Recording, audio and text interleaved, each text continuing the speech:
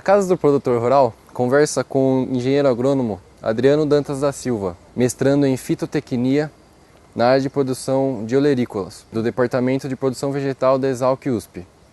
O tema de hoje será sobre cultivo hidropônico. Adriano, o que é hidroponia? A hidroponia, como o nome diz, né, vem do grego. Trata-se de hidros, o trabalho na água, né? Hidros vem de água e ponia vem do trabalho na água. É uma técnica onde a gente substitui o papel do solo, o qual tem um papel de sustentação na parte de nutrição e de fornecimento de água. E a gente pode substituir ele por esses perfis, aqui no caso do sistema de NFT, podendo também utilizar substratos, como a fibra de coco e outros substratos, como a perlita, a vermiculita, por exemplo. Na literatura, alguns pesquisadores consideram apenas como hidroponia apenas esse tipo de sistema. Porém, alguns outros pesquisadores consideram qualquer substrato que seja utilizado, o qual se trabalhe de uma forma inerte e que a solução nutritiva seja fornecida por este. Então, também no mercado a gente tem como esse conceito, produto hidropônico, aquele produto que é também trabalhado nos substratos também. E quais as vantagens e desvantagens com relação ao sistema convencional? Bem, no cultivo hidropônico nós temos uma melhor ergonomia de trabalho, como vocês podem ver aqui na altura da bancada, o trabalhador pode trabalhar na altura dele aqui, tanto para a colheita como para qualquer operação dentro da estrutura. Ele também tem uma maior precocidade, uma melhor produtividade, pois aqui nós fornecemos condições ideais para o desenvolvimento das plantas. Uma proteção contra pragas, doenças e plantas daninhas, uma vez que nós trabalhamos uma estrutura protegida, então a própria estrutura física da casa de vegetação evita a entrada de insetos que poderiam ser praga para as plantas, coisa que no solo, num cultivo aberto, a gente tem um problema muito grave com a incidência de pragas. Doenças também, pois aqui nós podemos controlar um pouco a temperatura do ambiente e a umidade relativa, fazendo com que não forneça condições favoráveis para o desenvolvimento dessas doenças. Plantas daninhas também nós não temos problema, pois aqui nós trabalhamos no perfil, diferente do solo que tem um banco de sementes de plantas daninhas, aqui nós não teremos esse problema. Um maior tempo de prateleira desse produto final, pois na hidroponia nós comercializamos as folhosas com a raiz, juntamente com a raiz, diferentemente do solo, que nós cortamos a raiz onde a planta ali já morreu no caso. Aqui nós comercializamos com a raiz, ou seja, aumentando esse tempo de prateleira de 2 a 3 dias e fornecendo um produto de maior qualidade e maior limpeza para o consumidor final. E seria possível um produtor comum produzir seu próprio sistema de hidroponia? Com certeza que sim. Ele deve atentar apenas para dois aspectos principais, o comercial e o técnico. O comercial vai se dar pelo qual mercado que ele está trabalhando. Esse mercado que eu estou produzindo, ele vai aceitar esse produto? Ele vai absorver? Esse mercado está disponível a pagar por um produto de maior qualidade? E o técnico parte do produtor, que ele tem que sempre estar se informando, sempre buscando cursos em universidades, como aqui na Exalc que nós fornecemos também, e alguns institutos, como o IAC, por exemplo, Instituto Agronômico de Campinas, e outros. Quais os materiais necessários para montar um sistema? O produtor ele deve destinar uma área para a produção de muda, antes de vir para essa fase aqui, que seria o berçário, posteriormente a fase definitiva, a qual ele vai montar aqui o sistema de berçário. Ele deve ter uma madeira de boa qualidade para segurar a estrutura de cada perfil desse, de cada uma das fases. Porém, não trabalhamos apenas com madeira. Algumas empresas disponibilizam material também para sustentar esses perfis. Alguns produtores já estão fazendo essas bancadas com tubo de PVC de 75 mm, o que economiza bastante na produção e facilita muito para mexer nesses perfis. Aqui eu vou mostrar para vocês como funciona o sistema de berçário. Aqui nós temos o tubo de PVC, onde a empresa ela já perfurou os orifícios onde irão as plantas. Porém, o produtor pode também, com uma serra-copa e uma furadeira apenas, ele mesmo fazer os orifícios no tubo de PVC, que não vai também dar diferença, porém aqui é mais prático, pois já vem perfurados. Nós temos aqui embaixo do berçário o reservatório de água, o qual nós calculamos a partir da quantidade de plantas que nós temos aqui na fase de berçário. Aqui nós usamos normalmente um cálculo de 0,2 a 0,5 litros por dia por planta. Aqui, como eu conheço aqui mais ou menos o clima da região, eu calculei como 0,3, mas esse cálculo vai de região para região. Como aqui trata-se de um sistema de berçário para uma estrutura não muito grande, aqui nós utilizamos bomba de máquina de lavar roupa mesmo, ou bomba de aquário mesmo, que são essas bombas aqui, a qual faz uma vazão suficiente, pois nesse perfil de berçário, nós necessitamos de uma vazão de 1 a 1,5 litros por minuto por perfil, sendo essas bombas suficientes para isso. Nessa bancada são necessários quantos perfis para uma boa produção? Então, essa bancada ela está diretamente ligada com a fase de produção definitiva. O dimensionamento que eu vou ter para a fase definitiva eu faço a partir daqui, pois todas as plantas que estão aqui irão para a fase definitiva. Aqui no caso nós temos essas 3 bancadas, a qual tem 12 perfis, essa tem 9 e essa daqui tem 10. E a cada perfil desse aqui ele contém 59 orifícios para plantas, espaçados em 3 centímetros naquela inicial, que seria o que é mais recomendado, porém essas aqui estão espaçadas a 15 centímetros. Não que haja interferência na produção de eu colocar 3 ou 15 centímetros. 3 centímetros ou 4 é o mínimo. Eu não posso colocar muito próximo essas plantas, pois elas irão competir por luz e poderão estiolar. Então o ideal é a gente manter esse espaçamento entre as plantas, entre um perfil e outro, e entre as plantas dentro do perfil. Dentro desse perfil aqui, por exemplo, nós temos 10 centímetros entre plantas. Qual a altura dos cavaletes que dão a sustentação para os perfis? Para o dimensionamento dos cavaletes, nós temos que levar em consideração, primeiramente, a declividade do berçário, tanto do berçário como da fase definitiva. Nós utilizamos aqui 10%. Na literatura, o pessoal cita em torno de 2 a 3%, porém, não se utiliza mais essa declividade, pois estava tendo aquecimento da solução nutritiva, o que não é interessante para nós aqui na hidroponia. O cavalete, ele não tem um padrão, ele deve ser meio metro ou 1 metro. Ele deve ficar numa altura que possibilita ao trabalhador um trabalho confortável sem um desgaste do mesmo. Quais as diferenças na produção de mudas com relação aos tipos de substrato? Bem, na hidroponia nós utilizamos principalmente a fibra de coco e a espuma fenólica, podendo utilizar outros substratos também, desde que forneçam condições ideais para essa muda, para um bom desenvolvimento radicular e tem a ausência de alguns elementos que possam ser tóxicos para essa muda ou para a saúde humana. Dependendo do substrato que for utilizado, será feito de forma diferente o manejo nessa hidroponia. Como podemos citar, por exemplo, a espuma fenólica. Ao utilizarmos esse tipo de substrato, uma placa de espuma fenólica, a qual algumas vêm já perfuradas e outras não, nós utilizamos o sistema de maternidade, o qual trata-se de uma mesa inclinada, onde a solução nutritiva é colocada nessa mesa e depois drenada apenas para que por capilaridade a água umedeça essas mudas. O período de tempo nessa fase de maternidade, a qual é utilizada com a espuma fenólica, ele gira em torno de 7 a 10 dias. Posteriormente, essas mudas irão para o berçário, a qual passarão em torno de 21 dias ou até que as folhas comecem a se tocar. Daí então nós transferimos para que não haja competição por luz dessas plantas. E agora com relação à produção em fibra de coco, como que funciona? Bem, a produção em fibra de coco nós temos em bandeja, né? O produtor pode ter uma área reservada também para essa produção, assim como na espuma fenólica, a qual ela dura em torno de 32 dias ou 35 dias, dependendo da região. Lembrando que esses dias que eu estou falando aqui é para essa região em que estamos trabalhando. Regiões mais quentes ou mais frias irão ter tempos diferentes na produção de muda, também na produção hidropônica. Para a fibra de coco, na região nós temos em torno de 32 dias. Os cuidados que nós temos que ter é principalmente no processo de filtragem do berçário e da fase definitiva. Nesse caso nós utilizamos essa tela aqui, podendo ser utilizada uma tela anti-fibra ou qualquer tela apenas para filtrar os resíduos da fibra de coco que vai chegar ao retorno, para não entupir a motobomba. Nós colocamos aqui justamente nesse retorno aqui do berçário, como vocês podem ver aqui. A parte do berçário, tanto na fibra de coco como na espuma fenólica, a estrutura é a mesma. O diâmetro dos perfis, o espaçamento é o mesmo. A tubulação que vai levar essa solução é a mesma. Aqui nós utilizamos uma tubulação de 20 ou também pode ser utilizado de 25 milímetros. E o sistema de retorno também trata-se do mesmo sistema. Apenas a diferença entre os dois sistemas é o uso da maternidade, no caso da espuma fenólica, e uso direto para o berçário, no caso da fibra de coco.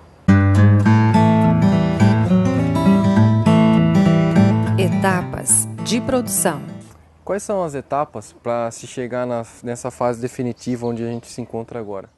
Bem, depois da produção de mudas, quer seja ele em qual for o substrato, quer seja em fibra de coco, no caso, nós iremos direto para o berçário. A partir do berçário nós iremos para cá, ou quer seja na espuma fenólica, a qual nós passamos por uma maternidade, logo em seguida para um berçário e depois vamos para cá.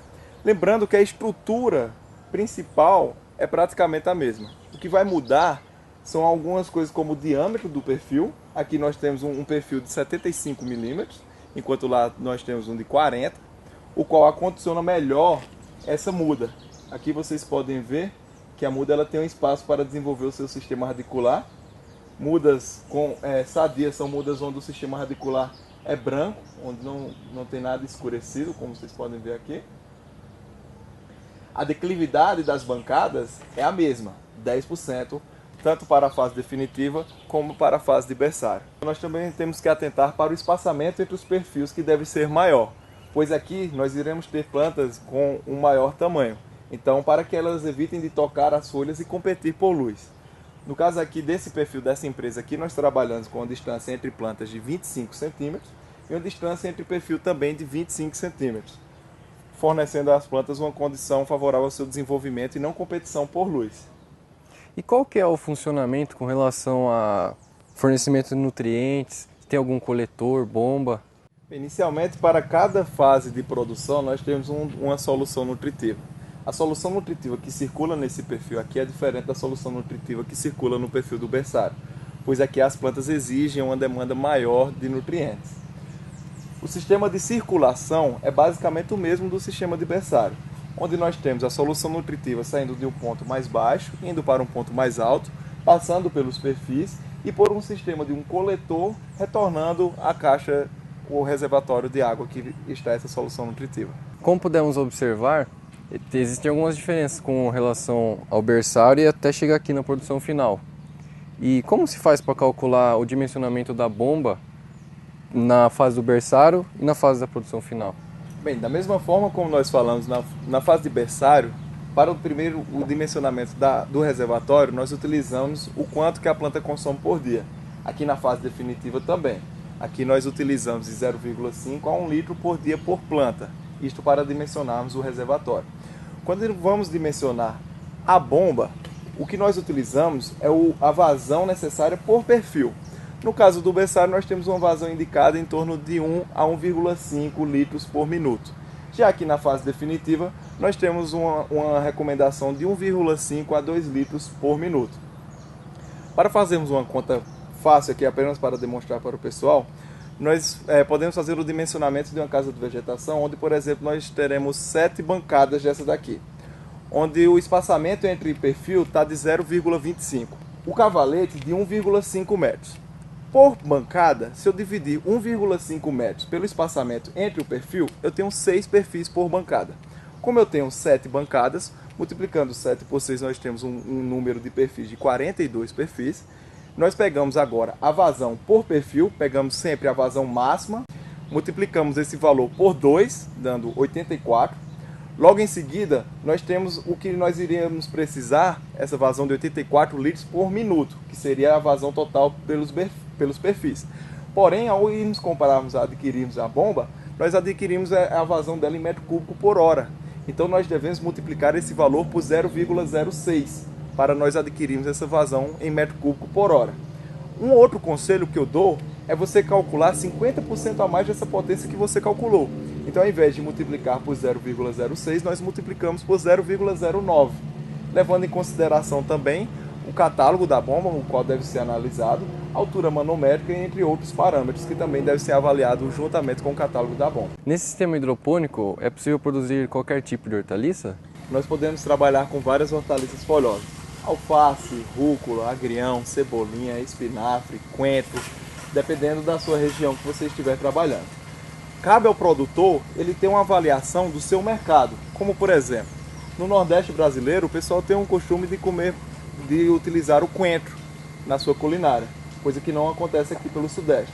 Então o produtor, antes de montar e de pensar em montar qualquer estrutura, ele deve avaliar justamente esse mercado a qual ele vai atender, o qual irá refletir diferentes estruturas na sua casa de vegetação.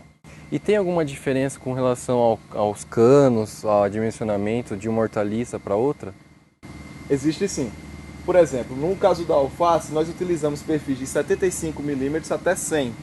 No caso da rúcula, nós utilizamos um perfil um pouco mais fino, com um diâmetro menor. Aqui, mostrando aqui para vocês apenas a rúcula, eu vou tirar aqui para vocês mostrar também que o sistema radicular dela, onde funciona da mesma forma que esses perfis definitivos aqui, porém apenas com um diâmetro menor. Porém, nessa produção de rúcula, a solução nutritiva ela é diferente da solução nutritiva da alface. Então o produtor ele deve conhecer as exigências das plantas, quer seja de luminosidade, quer seja de temperatura, para saber se essa planta se adequa à sua região, quer seja também da sua solução nutritiva. Como por exemplo a rúcula, ela é um pouco mais exigente em ferro. Então a mesma solução nutritiva que eu utilizo para o alface, eu não posso utilizar para a rúcula. Aqui eu faço outra solução nutritiva e para essa daqui eu faço outra solução nutritiva para a alface no caso. Ainda aqui na fase definitiva, estamos vendo algumas estruturas. Você gostaria de destacar algumas partes dela? Claro. Nesse caso aqui nós temos a tubulação, né, que irá injetar a solução nutritiva em cada perfil. Como eu citei para vocês, há uma vazão de 1,5 a 2 litros por minuto por perfil desse aqui. Posso até tirar para vocês aqui apenas para exemplificar. Cada um desse aqui mantém uma vazão constante em cada um desses perfis. Aqui nós temos um bico injetor, ele é rosqueável. Eu coloco aqui uma fita veda rosca para evitar vazamentos aqui no perfil, o que iria ocasionar aqui em algas, no caso, aqui fora, que a gente tenta evitar ao máximo na solução nutritiva. Aqui um registro que deve ter tanto na fase definitiva como na fase de berçário, o qual posso controlar essa vazão. Então tem um controle total aqui da bancada. Se eu quiser desligar para fazer alguma manutenção, posso desligar. Alguma manutenção dentro do perfil ou dentro da bomba, eu tenho todo o controle a partir desse registro aqui e do registro que também está localizado na bomba. O sistema de retorno, que é esse cano aqui mais grosso, como vocês podem ver, que ele tem um diâmetro de 50 milímetros. Esse aqui proporciona uma pressão maior. E esse sistema de retorno é o que vai retornar a solução nutritiva para o reservatório que se encontra logo ali embaixo. E quais cuidados com a manutenção para manter uma boa produção sempre do sistema hidropônico? Bem, deve-se atentar para algumas manutenções dentro da estrutura da própria casa de vegetação, como manutenção de plástico, o plástico rasgado, limpeza desse plástico. A durabilidade desse plástico ele deve durar, dependendo do fabricante, eles garantem em torno de 5 a 10 anos. Hoje em dia está estendendo-se mais esse período pelo cuidado que está tendo maior a partir desse produtor. A sujeira no plástico ela diminui a luminosidade e a qualidade de luz que vai entrar nessa estrutura, ocasionando uma perda de qualidade no produto final. Lembrar ao produtor que a economia de insumo ela reflete em economia de qualidade de produto final. Então, se eu economizo no material plástico, se eu economizo muito numa tela, numa semente, num adubo ou em qualquer coisa, eu vou ter economia também na qualidade final do meu produto e isso irá refletir no meu preço final do produto. Então o produtor deve saber que ele está se tratando de uma atividade que tem um investimento sim, porém também tem um retorno maior do que o cultivo em campo aberto. E com relação à solução nutritiva, né? Tem alguns parâmetros que é necessário analisar? Sim. Aqui nós fazemos primeiramente o cálculo da solução nutritiva a partir da demanda da planta, né? Nós realizamos esse cálculo e nós usamos principalmente dois parâmetros, que é a condutividade elétrica e o pH da solução nutritiva.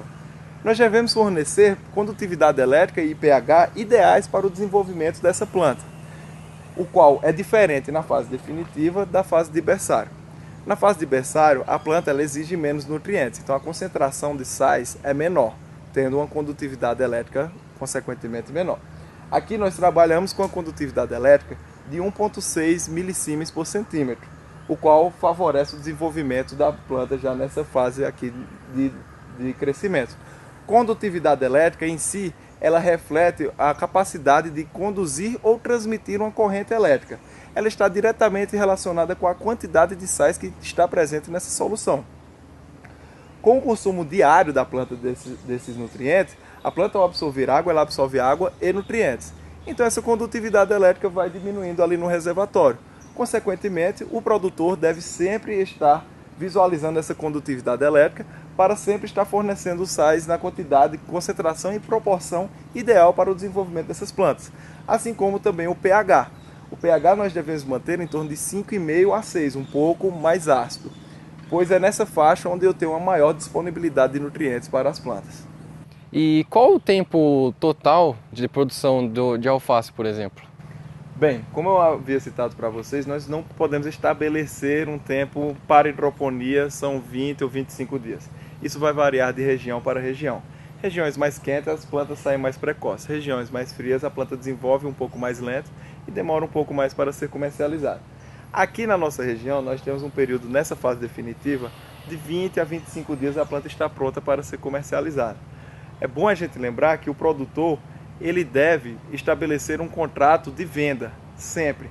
Ele deve fornecer um contrato de venda, primeiramente, antes de ele montar qualquer estrutura. Ele deve pensar o quanto que ele vai vender, qual a frequência que ele vai vender, qual o número de hortaliças que ele vai vender, quais são as opções que ele vai fornecer. A partir daí, ele vai fazer o seu dimensionamento e ter sucesso na sua atividade. E como que seria o ponto, assim, quais seriam os aspectos a serem observados para saber se a planta está pronta para ser comercializada?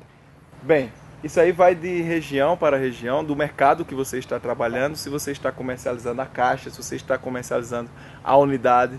Então não existe um tempo certo de tamanho ou de peso. Você pode comercializar sua alface com 300 gramas ou 450 gramas, por exemplo. Depende do mercado em que você está querendo atingir. Então depende do peso que o produto tiver.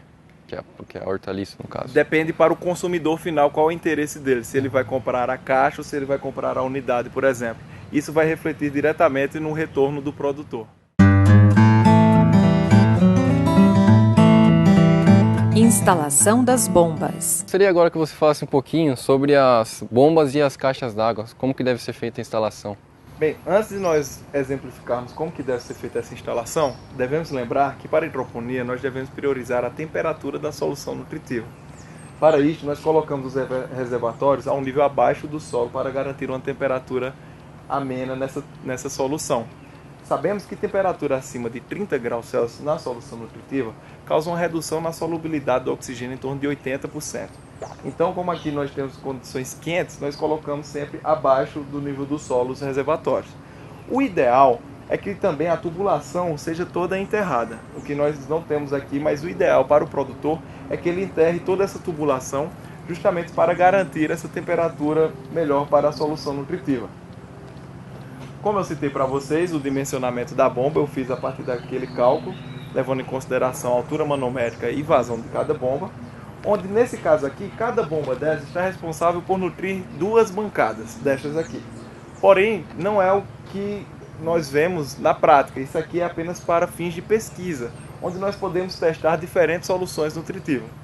O que nós temos em prática são normalmente reservatórios de 5.000 litros de água ou acima de 2.000 litros de água. Nós não recomendamos reservatórios acima de 5.000 litros de água. Por quê? Um reservatório que tenha acima de 5.000 litros de água, ele fica difícil de se manejar, tanto os nutrientes como a condutividade elétrica, o pH. Se eu tiver algum problema de alguma doença que veio da muda na bancada e veio para esse reservatório está responsável por inúmeras bancadas. Então vou ter uma contaminação generalizada. Então aqui, como vocês podem ver, nós colocamos aqui uma tela termorrefletora e um sombrite de 80%. Essa tela termorrefletora aqui, ela causa 65% de sombreamento, mas não é de regra esse material. Alguns produtores usam telha de amianto ou alguma estrutura, alguma cabaninha, apenas para garantir que a luminosidade não atinja esses reservatórios. As bombas ali instaladas, nós podemos utilizar alguns filtros antes da entrada da água para o reservatório. Nós utilizamos filtros de disco ou filtros de areia, e também depois da saída da bomba nós também podemos utilizar os filtros de disco para garantir que não haja entupimento dessas bombas. Adriano, e conforme você disse, as plantas elas vão, digamos assim, se alimentando e se nutrindo, mas esse nutriente vai diminuindo a concentração na solução, né? Como que é feito o cálculo para a reposição desses nutrientes? E como saber que se deve fazer a reposição? Bem, como eu havia citado para vocês, o produtor ele deve estar sempre atento como que está a sua condutividade elétrica e o seu pH. Para correção, primeiramente, de pH, ele pode utilizar alguns ácidos, no caso do pH estar acima do ideal, algum ácido como o ácido fosfórico, ou também algumas bases para também alcalinizar esse meio, caso a solução esteja com pH mais reduzido. Quando nós averiguamos essa condutividade elétrica e ela deu uma reduzida, que é o natural, pois a planta está absorvendo esses nutrientes, nós iremos repor esses nutrientes. Ao repor, nós fazemos com base na solução nutritiva inicial. Então vamos exemplificar aqui. Se eu tenho uma solução nutritiva de 1,7 milisiemens por centímetro, ao averiguar a condutividade elétrica nesse reservatório, ela estava em 1,4, ou seja, reduziu 0,3. Ao reduzir 0,3 ele significa 17,6% em relação a 1,7 que era o inicial. Ou seja, eu devo repor com 17,6% a solução inicial, a concentração inicial que eu utilizei para obter aqueles 1,7. Então eu vou adicionar 17,6% dos sais que eu coloquei para atingir a concentração inicial. Como havia visitado para vocês, os reservatórios se localizam aqui abaixo do solo para garantir uma temperatura melhor para essa solução. E vou mostrar para vocês aqui como que funciona o sistema da motobomba.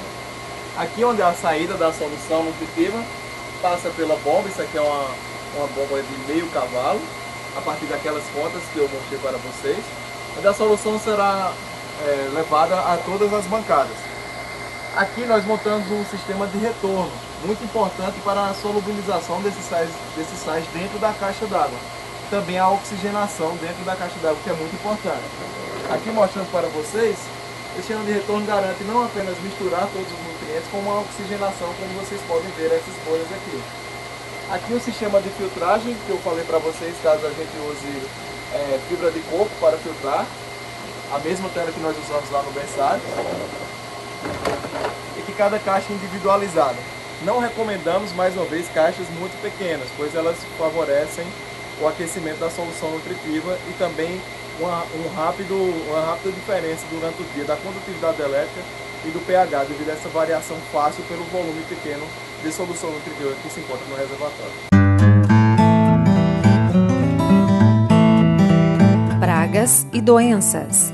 Além dos cuidados com a solução nutritiva e na reposição da solução nutritiva, tem outros cuidados visando a planta para protegê-la de doenças e pragas que também devem ser feitos? A incidência de pragas e doenças. Lembrando que, como se trata de uma estrutura onde tem um alto investimento inicial, o produtor deve ter certeza que adquiriu sementes de algumas empresas idôneas, também como substrato, perfis também. Tem que ter todo esse cuidado, pois a doença pode não estar somente aqui dentro, mas vir de fora já. O produtor deve evitar a entrada de doença na sua estrutura. As pragas e as doenças elas podem ser monitoradas. Para isso, necessita-se de mão de obra especializada para identificar cada doença e também usa-se aqui na estrutura, nós podemos utilizar algumas armadilhas adesivas para fazer esse controle e também para fazer o monitoramento para eu saber quando que eu vou entrar com o controle. Lembrando que em estrutura de ambiente protegido, nós utilizamos bem menos defensivos do que em campo aberto, pois aqui há uma incidência menor de pragas e doenças. No caso, nós utilizamos a armadilha amarela, a qual é responsável pela captura de, por exemplo, mosca branca, e as armadilhas adesivas azuis, que também pega principalmente o trips, também que é praga também aqui na alface e também pode disseminar algumas viroses, como vira-cabeça, por exemplo, no caso da alface. Além de pragas, também qual é a principal doença que afeta as culturas de hortaliças no sistema hidropônico? Bem, o terror que foi para alguns produtores em hidroponia no início dessa atividade foi o Pythium, que é um fungo que ele fica presente dependendo da qualidade da água que vai nutrir essas plantas. Vou mostrar para vocês aqui o que seria para nós uma planta sadia. Nós conseguimos identificar uma planta sadia a partir da sua parte aérea, a ausência de algumas manchas, um vigor das suas folhas e também pelo sistema radicular. Nós temos que procurar sempre obter sistema radicular clarinho assim, sempre branco. Sistema radicular escurecido a gente está tendo problema, pode ser um problema com o PIT, um problema com oxigenação dessa solução nutritiva, aquecimento dessa solução nutritiva, nós buscamos sempre deixar um sistema radicular assim, sempre clarinho. Qual que é o principal sintoma do pítio? O pítio ele causa morte generalizada das plantas, pois ele vai circular durante todo o perfil, né? Então ele causa um murchamento dessa planta a partir da morte do sistema radicular. E qual que é a melhor maneira de combater o pítio? Bem, antigamente não existia controle, os produtores tiveram grandes prejuízos, muitos saíram dessa atividade devido ao problema de pítio. Porém, hoje no mercado já existem vários produtos para o controle. Lembrando que o produtor sempre deve manter higienizadas suas bancadas entre um ciclo e outro.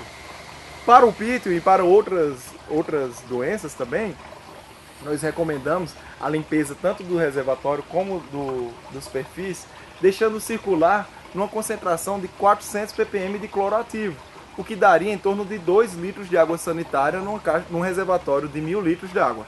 Deixar circulando por uma noite com a tampa preferencialmente fechada, para que esse cloro haja dentro dos perfis dentro do reservatório. E em seguida deixar esse cloro circulando com a tampa aberta, para que ele volatilize. Pois esse cloro ele pode ser tóxico às plantas, ele pode causar um efeito de fitotoxidez. Então nós temos que ter a certeza que esse cloro já foi evaporado. Estrutura do sistema. Para você que ficou interessado no cultivo hidropônico, vamos falar agora das estruturas e do que é necessário para se iniciar uma produção. Bem, para o cultivo hidropônico, ele se dá principalmente aqui no Brasil de forma em ambiente protegido. Para isso existem várias empresas as quais fornecem essa estrutura, variando o preço de empresa para empresa. Algumas empresas já fornecem a estrutura de casa de vegetação em torno de R$28 mil, 1.000 metros quadrados. O que deve se atentar é a temperatura da região, principalmente para a elaboração do pé direito, que seria a altura até o início desse arco. Regiões muito quentes, esse pé direito deve ser mais elevado para que garanta uma melhor circulação do ar. Aqui, como vocês viram ao exemplificar o pé direito, aqui nós também temos a tela termorrefletora, a qual garante que não haja uma incidência luminosa muito alta nas plantas. Aqui nós temos que ter alguns cuidados também para vedar os tubos coletores, que são esses tubos aqui. Pois esses tubos, ao ficarem expostos à luz, favorecem o desenvolvimento de algas, já que estamos trabalhando com a solução nutritiva, então devemos ao máximo evitar a incidência da luminosidade em cima dessa solução nutritiva. Para evitar também essa incidência luminosa, nós também colocamos na entrada de cada perfil, nós podemos colocar isopor ou até uma espuma que tem comercialmente para este fim. Aqui apenas para mostrar para vocês uma solução mais barata, né, de fazermos isso, apenas para que não haja uma incidência luminosa direta nessa solução nutritiva, o que iria favorecer o desenvolvimento dessas algas e não é interessante, pois essas algas elas causam um desbalanço na solução nutritiva por acidificação ou liberação de alguns compostos tóxicos. Adriano, ainda com relação à vedação, como que ela é feita, o que é necessário para se realizar a vedação? Nesse caso aqui, vai do que o produtor está habituado a trabalhar, ou o que ele tem disponível próximo dele. Aqui eu coloquei uma cápsula onde eu vedo aqui, eu dou a sugestão de não vedar completamente essa cápsula com cola. Isso aqui é apenas de encaixe, pois quando eu quiser limpar esse coletor, eu tenho uma liberdade maior ao puxar essa cápsula e limpar aqui dentro. No perfil, eu utilizei aqui apenas silicone para fazer essa vedação aqui e não ficar caindo solução nutritiva. Nós no cultivo hidropônico devemos evitar ao máximo o desperdício dessa solução nutritiva, pois há um custo para a elaboração dessa solução nutritiva e também se nós deixarmos esses vazamentos também podem favorecer o desenvolvimento de algas durante a estrutura da própria hidroponia, que não é favorável. E com relação à altura do pé direito, tem uma altura mínima recomendada ou como você falou que conforme a região é maior por causa do calor, mas tem um mínimo de altura? Aqui, por exemplo, qual que seria a altura que você instalou? Nós não trabalhamos exatamente com um mínimo, nós usamos bem aí o bom senso mesmo de região para região. Pois quanto maior o pé direito, maior eu vou ter uma circulação de ar. Então eu tenho uma temperatura mais confortável aqui. No caso dessa estrutura aqui, ela está com o pé direito em 3,5. Ela tem um pé direito em 3,5 e ela garante já aqui um pouco uma temperatura um pouco agradável. Se fosse um pé direito um pouco maior, com certeza iriam causar uma sensação térmica mais agradável aqui dentro. E com relação ao material utilizado para cobertura, que tipo de material é recomendado? Existem vários tipos de plásticos disponíveis no mercado. Existem plásticos difusores da luz, o que é interessante, pois ao fazer esse papel de difusor de luz, ele garante uma maior atividade fotossintética para a planta. Existem plásticos com 120 micras, com 200 micras, vários no mercado.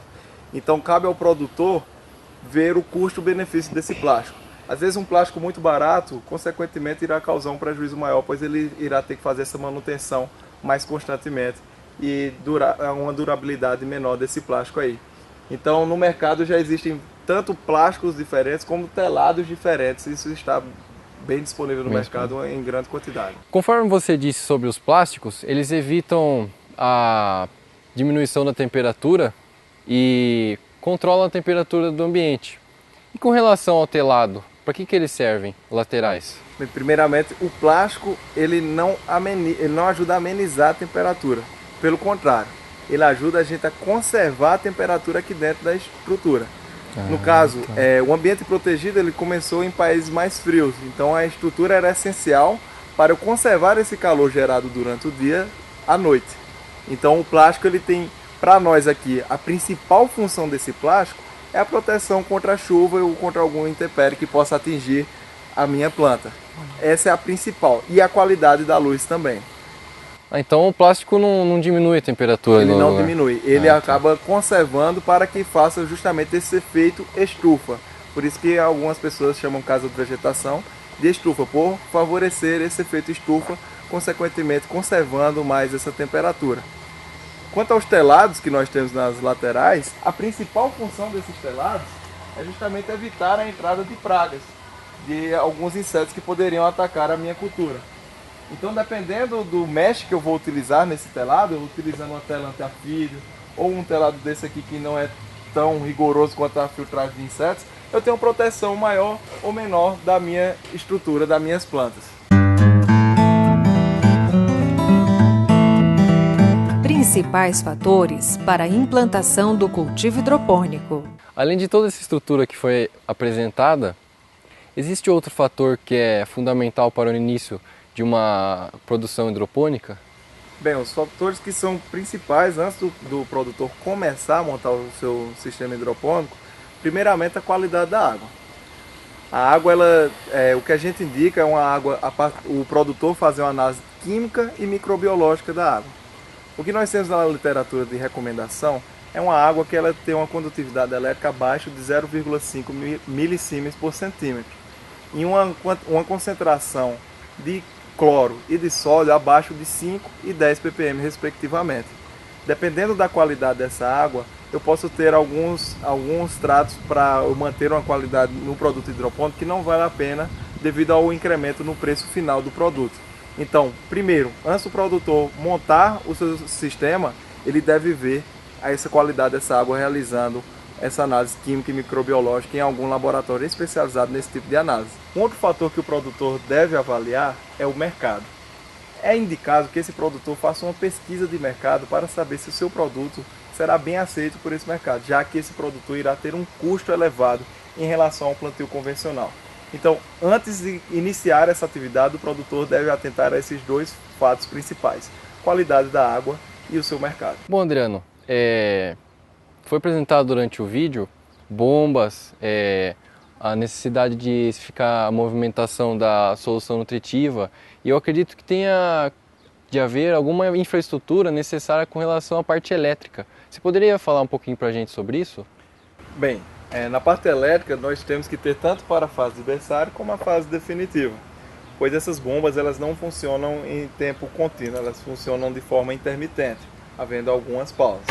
Essa pausa ela é importante justamente para que haja uma oxigenação da raiz.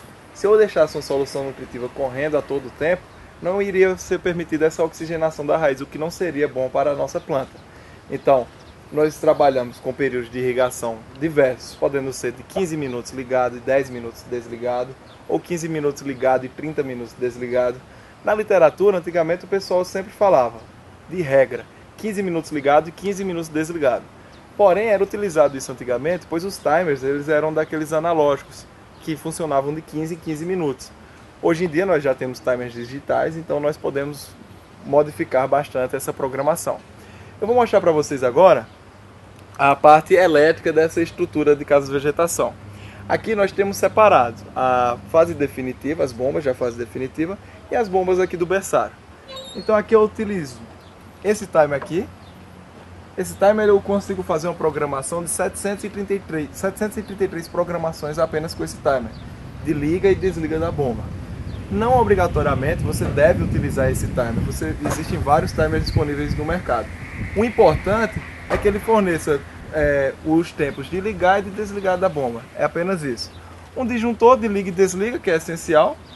No caso, dependendo da potência que estamos trabalhando, iremos trabalhar com contatores ou relés, que é justamente para o acionamento do circuito.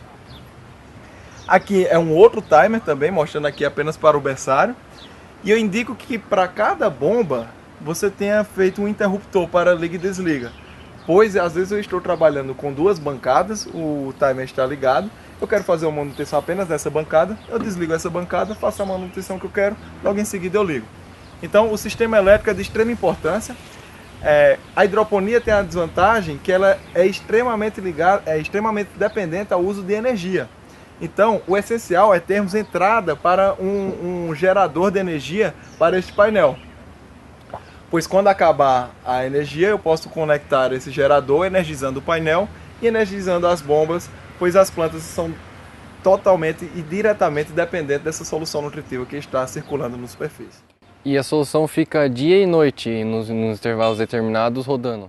Não. Durante o dia, nós temos um intervalo, nós aqui fazemos um intervalo de 15 e 30. 15 minutos ligado e 30 minutos desligado. Durante a noite, nós podemos espaçar mais esse intervalo de irrigação. Nós colocamos 4 irrigações durante a noite espaçadas entre si. É importante lembrarmos que a temperatura ela é essencial nesse fator de tempo. Em dias muito quentes, eu não posso deixar muito tempo a bomba desligada, pois essa planta irá evapotranspirar, vai perder mais água, consequentemente ela pode chegar a morrer. Então nós temos que ter cuidado nessa frequência de irrigação. Vantagens da hortaliça hidropônica em relação à convencional. Adriano, a gente percebe quando consome a rúcula hidropônica que ela tem um sabor diferente com relação a produzida no sistema convencional, é isso mesmo? Correto. Como eu havia citado para vocês, dentro das grandes qualidades da hidroponia, das grandes vantagens de precocidade, qualidade, aqui nós fornecemos condições ideais para as plantas, então elas se desenvolvem no seu máximo. Alguns pesquisadores afirmam até que as plantas produzidas em hidroponia elas têm um valor nutritivo maior. Então alguns compostos e cadeias aromáticas também são produzidos com mais eficiência e maiores quantidades também, garantindo um sabor diferencial desse produto final. Com a apresentação de Gabriel Novoletti, edição de Lucas Barbosa e direção de Marcela Matavelli, nós vamos ficando por aqui. Para outras informações, acesse o nosso site www.exalc.usp.br/cprural. Para mais informações, entre em contato com a Casa do Produtor Rural da Exalc.